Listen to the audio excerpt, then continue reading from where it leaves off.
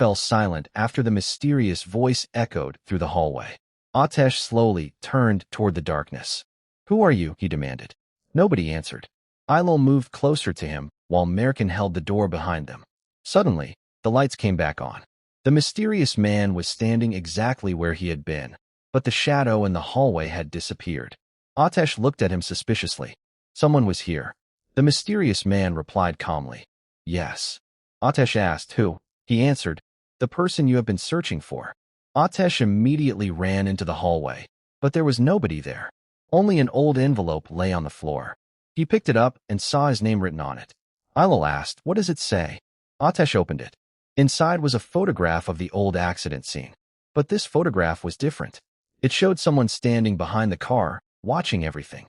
Atesh stared at the image. This person was there before the accident. His sister suddenly stepped forward and looked at the photograph. Her face changed completely. "I remember him."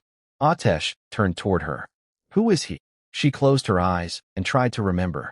"He came to me after the accident. He told me that everything would be okay." Atesh asked, "What did he look like?" She replied, "He was wearing a dark coat, and he had a scar on his hand." Merkin immediately remembered someone. "There is only one person I know with that scar." Everyone looked at her. "Who?" Merkin hesitated. "My father's old business partner." Atesh asked, "Where is he now?" Merkin replied, "Nobody knows. He disappeared years ago." Eylül's father suddenly spoke. "He didn't disappear." Everyone turned toward him. "He changed his identity." Atesh asked, "Why?" He answered, "Because he was the person who built the organization from the beginning." Eylül became emotional. "Then my family was being controlled by him?" Her father nodded. "For years." Atesh asked, "And my father?" Eylül's father replied, "Your father discovered." Atesh and Eylül raced toward the old bridge, unaware that someone was watching them from a distance. The rain had started falling heavily, making the road almost impossible to see. Atesh kept driving while Eylül held the photograph they had found at the cemetery. "Whoever is behind this knows everything about our families," she said. Atesh replied, "Then tonight we finally make him talk." When they reached the bridge, they found Eylül's real father tied to a chair beside the abandoned car. Eylül immediately ran toward him. "Dad." He lifted his head and whispered, "Don't come closer." Atesh stopped her. Something was wrong. The entire area was too quiet. Suddenly, a voice came from behind them. "You should have stayed away." Atesh turned around.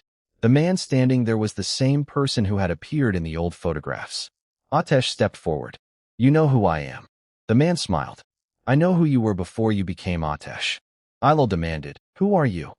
He replied, "Someone who knew your parents before either of you were born." Atesh asked, "Why did you bring us here?"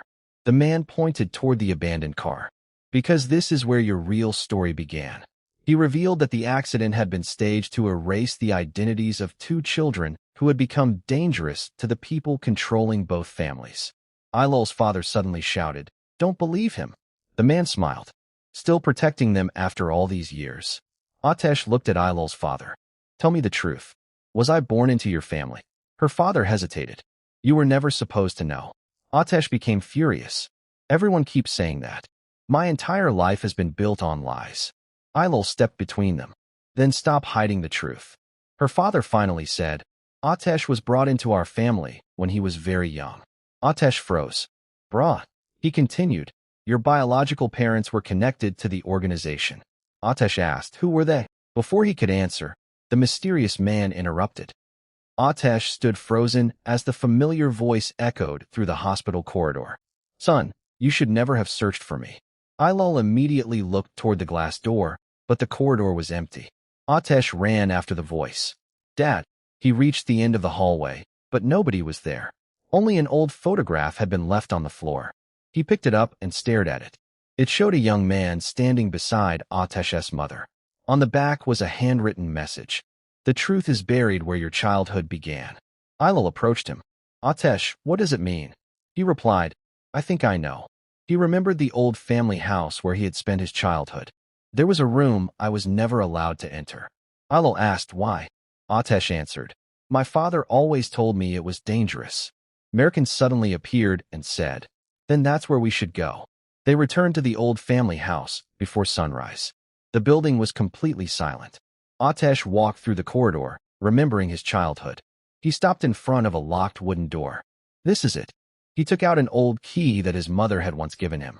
The lock opened. Inside was a small room filled with photographs, documents, and old boxes. Aylül looked around. Someone has been here recently. Ateş noticed fresh footprints on the floor. We're not alone. Suddenly, a voice came from behind them. You finally opened the door. Ateş turned around. His biological father was standing there. Ateş stared at him in disbelief. You're alive. The man nodded. Yes. Ateş stepped forward. Why did you let me believe you were dead? His father replied.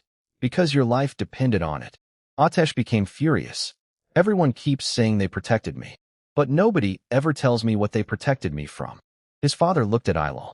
From the organization. Eylül asked, who controls it now? His father answered, the person who replaced me. Ateş asked, who? His father looked toward the door. Your mother. Ateş.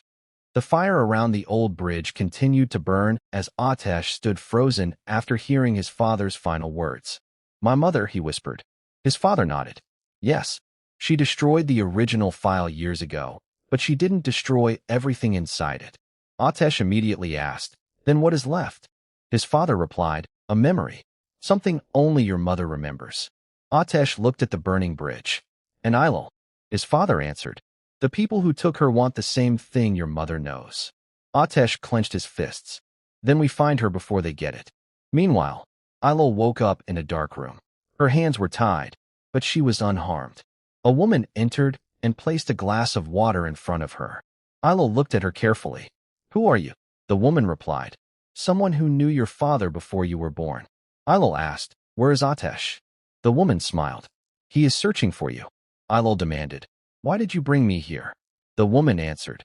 Because you are the only person who can make Ateş come to us. Eylül shook her head. He will never give you what you want. The woman replied. We don't need him to give it to us. We need him to find it. Back at the bridge, Ateş's father found a small metal box hidden beneath the damaged car. Inside was an old key and a photograph of Ateş's mother. On the back of the photograph was an address. Ateş looked at it. This is the house where my mother lived before I was born. His father nodded. That is where she hid the last piece of evidence. Ateş and his father immediately left for the address. The house was abandoned, but Ateş noticed that the front door had recently been opened. They entered carefully. Inside, everything was covered in dust except one small table. On it was an old cassette recorder. Ateş pressed play. His mother's voice filled the room.